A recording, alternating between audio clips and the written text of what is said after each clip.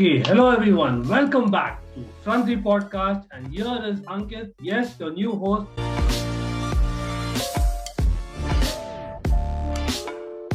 Definitely not a host, but for now hosting Anvay, Smayan, and Krishna for another wager episode. And this will be a cracker because there is a cracking match happening between Man City and Chelsea. Before we begin, I actually wanted to ask you, Ankit. So we got the news, I think, a few hours ago that Shebi Singh has passed away, and Anvest, mine, and I are unfortunately not able to witness him and hear him properly. But I think you've had the privilege of doing so. So if you could just share any thoughts or any anecdotes. Oh yes, for sure. Like again, like honestly, it's really kind of emotional for me, and that's why I didn't want to mention that. Very honestly speaking, but the fact that again, like when you grow up, I'm sure you people can relate right now because when you kind of are growing up in your teens and you're literally getting the love for the game, and that is when the first kind of people that you look up to are the ones that you really follow very closely.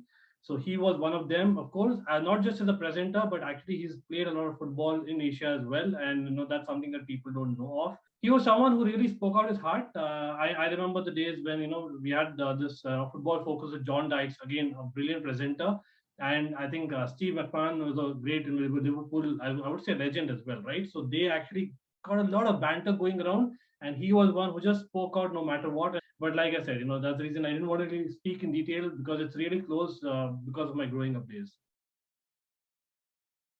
So I think moving forward. So coming to the wager.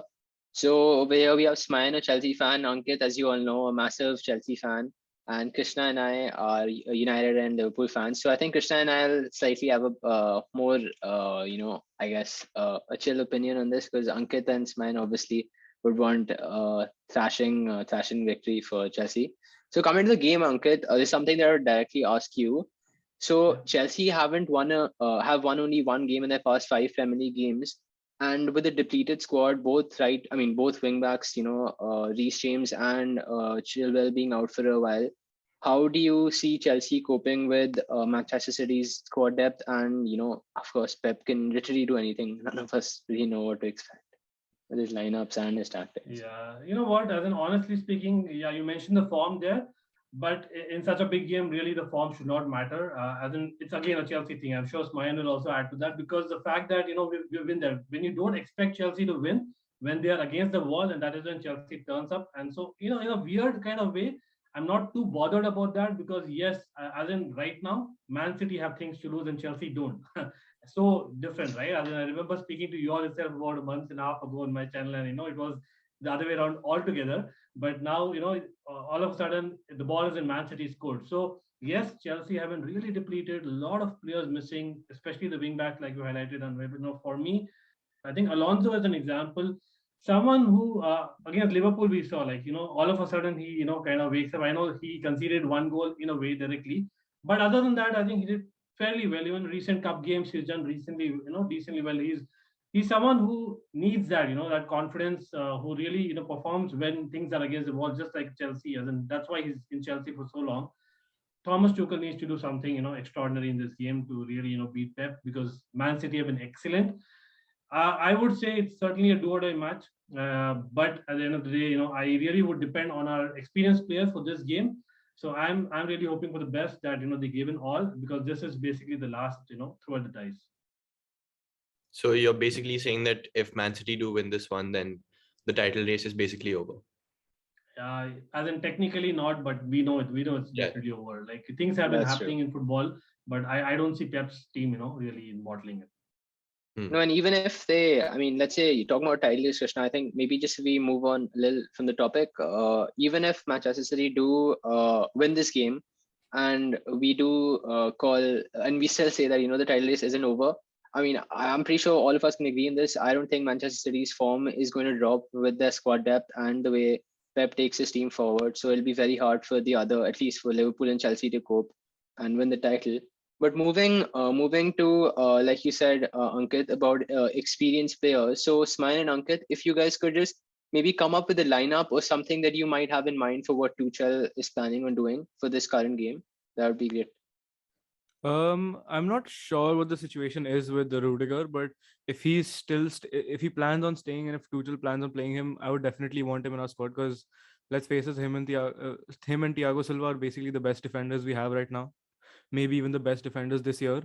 So I definitely want those two. And about the wing backs, as Ankit said, Alonso and even Aspi are both players which like step up in big games and they show us the Chelsea spirit when we're against the wall. But I'm not too sure if they'll be able to cope as like City's wingers, especially. They're all really fast. Like Raheem Sterling's a really pacey guy, and even Gabriel Jesus, who's playing on the wing these days, even he's pretty fast. So I'm not sure if they'll be able to cope with that pretty well. Like they might get outpaced pretty fast, but let's see. But with a player of Asby's experience and the way he like pings balls through from the midfield, from that wing back position, I would want him and Alonso in our squad. What about you? इसलिए I'll just put a quick points mine. So great point about Aspi and Alonso. तो इसलिए मेरे ख्याल से चालोबा बहुत की है क्योंकि I know that वो recently injured थे तो for him to come back in the team it's crucial because वो एक है जो really has a pace. I know you can talk about Christensen, but Christensen compared to Chalobah is definitely not as physical as well as pacey. So I would actually prefer if Chalobah is fit, again that's an if right now as we are recording. Hopefully he'll be fit. I don't know, like chances are less. I know the last time Tuchel went, he said there's no change in the injury news. So that means Chalobah is probably not fit. Like, and I'm really pinning my hopes with Chalobah. Thiago Silva coming from COVID, आप शुरू करना चाहोगे? I don't know. Yes, for a big game you would say कि Thiago Silva is a must. लेकिन just coming back from COVID, like only Thiago Silva and Tuchel can say that. But yeah, अगर वो again fit है, no brainer. Definitely Thiago Silva start with Rudiger, and I think Kepa. Strangely, I'm kind of confident because City is not. I know again in that first leg, I think they scored off a long shot in a way. लेकिन Kepa, I think with City he'll be fine. इतने long shots नहीं आते, and apart from that, he's a good shot stopper. Midfield में like Ismail, like would you play Jorginho, Kante because Kante is again back from COVID now, so. He didn't perform as well in that first leg against City. I know Kante being Kante, like you have to pick him. Like in the fact that he's coming back from COVID and that first leg, somehow there might be a chance, it might be Kovacic who's been in good form with Jorginho. Like again, if Kante is 100% fit, you play him. Na? What do you think? Yeah, I think Kante and Jorginho is obviously the dream, but I don't know how well Kante will be considering, as you said, he's back from COVID and he might not be as well. Obviously, it affects your athleticism after you've recovered from something like COVID. And plus, the thing is with City's midfield, the way Kante plays, I think after the Champions League final, City have learned a little, and they know that because their midfield is full of like ball carriers and people who dribble really well, but if you saw again in the first leg, Kante, as you said, didn't perform it as well because they were playing a lot of one-touch passing, which was like the old Barcelona style, which Pep obviously follows. So that's how they like confuse Kante because Kante can't be in like 3 different places at once. Plus, we need another ball carrier in the midfield, and which Kante can do. But again, Kovacic is much better, right? Yeah, Kovacic is much better. Yeah. Yeah, let's see. That'll be interesting for me. I'm open to any of them. लेकिन upfront, I really want Werner and Lukaku to play क्योंकि वही एक surprise element हो सकता है City के लिए. I know Werner was great Champions League final in terms of his runs, लेकिन Lukaku, Werner दो different element offer करते हैं. With yes, you would say कि Mason Mount is a no-brainer, लेकिन somehow I have an inkling feeling about Ziyech coming in form just at the right time. Or I think last season भी एक game I remember Ziyech performed really well against City. So I won't be surprised if it is Ziyech, Werner, and Lukaku. It's more like a counter-attacking with Ziyech, pinging the long balls, Werner with his runs, or Lukaku, of course, with his physical ability and pace. So I don't know. Like I'm not sure about Lukaku. I agree about Werner and Ziyech because they're. Oh, wow. But look, see, I think I've been pretty vocal about this since the start. I don't like Lukaku. I don't like Lukaku, but maybe it's my personal bias. I don't know. But 98 million pay किया इस game में नहीं खेलेगा वो किसमें खेलेगा? It's a do or die match. Like for me, whatever he's done, I know even I don't trust him anymore as what I used to. लेकिन यार, come on, like on his day he's still better than Havertz, नहीं? In some aspects, yes, but like the way Havertz's positioning and the way he wins aerial duels can also help a lot against people like Ruben Dias. But Lukaku is also more physical, so that could be said about him as well. So it's more of Tuchel's call, I guess. Yeah, Yeah. I really agree with Ankit. Like that one way I think Tuchel will be able to outlast Pep is if he throws some surprise in the lineup. Like that's why I think Ziyech is a really great shout. Ziyech with Werner and Lukaku. I think that would be great, and that would really surprise him and just I think get them off their boots a little bit. I think getting Warner in the squad would also cause a massive issue against obviously City's defense and especially Kyle Walker, because I think he's the only PC guy who Chelsea attack will have a problem against. And I think if Kyle Walker will be there, of course, you've seen Warner making those runs even when you played Liverpool earlier. I mean, obviously not the last game, but Warner can cause some massive trouble in the defense. And talking about defense, I think, of course, you spoke about Chalobah and Thiago Silva and Rudiger. But what about Christensen? Because if I'm not wrong, when you guys played Liverpool last season, he fouled Mane and he got a red card. But I think he's an excellent centre Thanks for back and reminding. he's an excellent centre back and he's able to cope with pacey and skillful players. So I think he would be a shout as well, wouldn't he? I'll go first. Like probably in terms of ability wise, कोई भी question नहीं. Christensen is right up there, huh? In terms of his ball playing ability or just reading the game. He's really good at that. Underrated in a way. Maybe Thiago Silva, as in जो junior Thiago Silva, that's what हम बोल रहे थे Champions League final के बाद. लेकिन more recently he's had a few errors. Which is so unlike Christensen, say in the last season. But yeah, जो पहले होते थे वापस, like you mentioned that Mane episode. Now that is something that we are seeing in Christensen. Maybe Christensen ke man mein is about the contract, which is not sorted yet. That might be a subconscious thing. He is young after all. So I would like someone who's kind of in two minds, and even like agar ek mistake hota bhi hai to the Chelsea fans as well, like anyone would be behind him like crazily. So I rather have Chalobah, who also brings a lot more confidence recently, and of course at pace and as in irreliability more than Christensen. Now I know I'm going a little off topic again, but I mean I heard Smine did talk about the whole Lukaku episode, but I really want to hear more because I mean me as a Man United fan, I'm pissed at Lukaku. Like I wouldn't forgive him if I'm a Chelsea fan. I mean imagine. And as a Chelsea fan, I can't imagine how you're feeling. So Smile and Ankit, just a little more if you could just talk about that. Like how did you feel when the whole episode just came out of nowhere? Sure. See, as I said, even in this episode previously, I haven't had my trust and my faith in Lukaku that much because,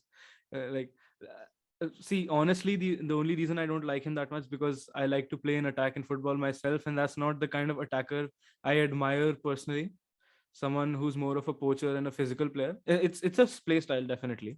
It's a good play style that might work. It has worked for people like Ibrahimovic in the past and still working, but I don't like his style in that way. But especially when he said those comments, which I don't know, as a Chelsea fan, it doesn't feel good when a player you spent 100 million on is now complaining that because of some certain issues with the management, some issues of his own, some natural things, he's now blaming the club in a way. And I think he even asked to leave at one point and go back to Inter or something along those lines. I'm not exactly sure, but so it just doesn't feel good. He doesn't feel like he's in the spirit of the club. But that's right. Like he definitely वो एक feeling आती है कि he's not like really playing for the badge as much as what we would have wanted.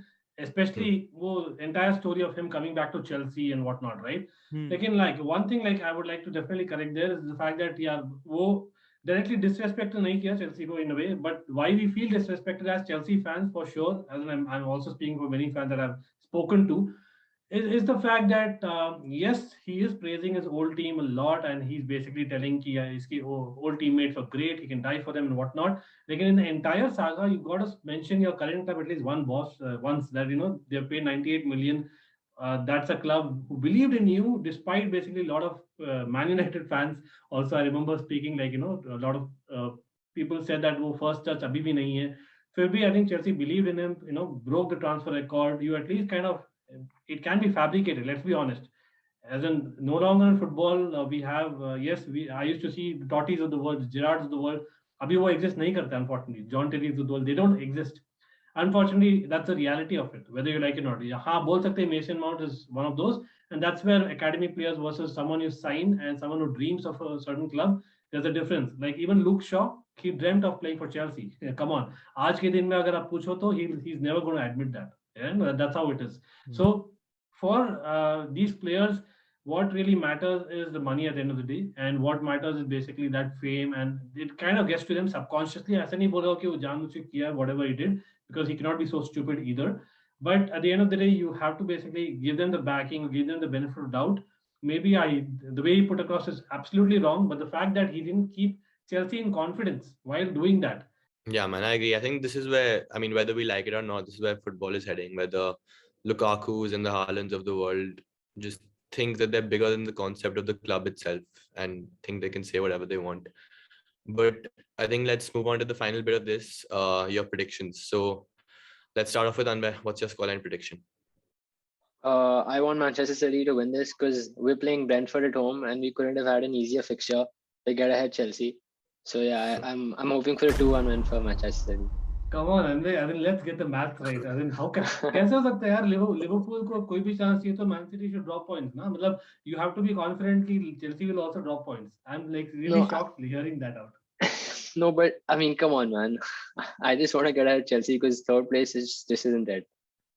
Yeah, fair point. Smayan? I obviously want Chelsea to win, no surprise. And considering our form has been a little shaky these days, since it's a big game, I don't expect, like, I won't be unrealistic like I've been in the past, like saying 8-0 or something. I would go for something more doable, which is,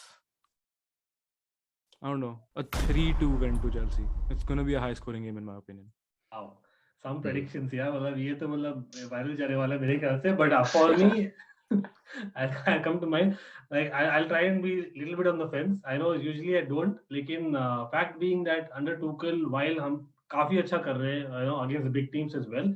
लेकिन against big teams, we have not got so many victories, especially away. I know it's almost a do or die match in terms of the Premiership, you know, the title charge. But honestly speaking, it's probably further away than that as well. So I think at best, knowing Man City, knowing the fact that हम cup competition ज़्यादा खेल रहे हैं as we speak. So for me, Man City will be fresher. We are already dealing with a lot of COVID cases who are kind of coming back. So yes, I would love for us to win it.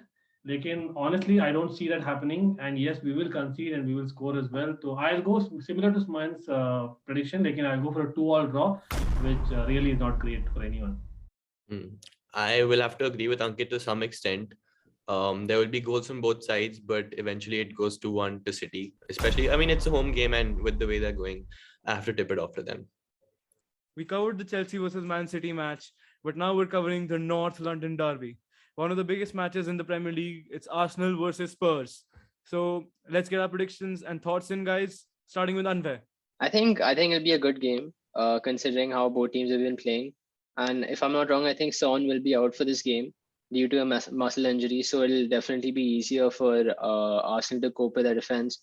But at the same time, Arsenal's been have had a good form, and I'm hoping for an Arsenal win. I think it'll be a 2-win to Arsenal. And considering how Spurs play, when they do win games, it's never a high-scoring game. So and Harry Kane without Son is definitely nothing to be worried of.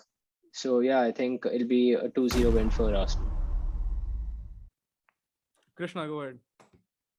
Yeah, I think this is a huge match for both teams, especially because when you look at the context, I mean, last season both teams won their best, let's be honest. And this season has been more of a redemption season for both. Arsenal with their amazing run of fixtures, and Spurs ever since Conte's come back. I think they are unbeaten in the Premier League. I mean, there have been a few draws, but they haven't lost yet. So I think this match is huge, especially, you know, you have the bragging rights, etc. But I mean, is it a home game or away? I'm not sure. I mean, who's at Spurs? It's at Spurs. Okay, interesting. So, I mean, Son is out, but then you do have Harry Kane. But still, I think just because the fact Son is out, I'm gonna have to tip it to Arsenal. Well, I do have some Arsenal players in my FPL team, but that's regardless. I think it should be a 2-1 win to Arsenal. And Harry Kane, I think, will get on the score sheet. He's been amazing. And I would love to see Saka and Odegaard on the score sheet as well. Yeah. Ankit, go ahead. Yeah, so like I think I'll probably go with the boys because Arsenal they have been good. I think in the league, generally speaking. I think in Man City they had a terrific first half performance, and you can say that because of that, giving it all in the cup game, they lost to Forest, and that's an Arsenal thing.